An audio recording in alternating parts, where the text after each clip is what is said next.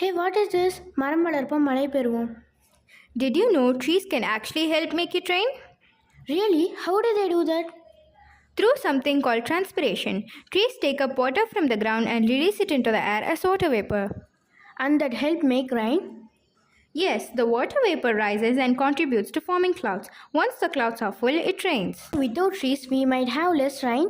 Exactly. Trees help keep the water cycle going. Wow, I had no idea. Trees did that. They really are essential. Agreed. Every little bit helps. Let's start by planting some trees in our community.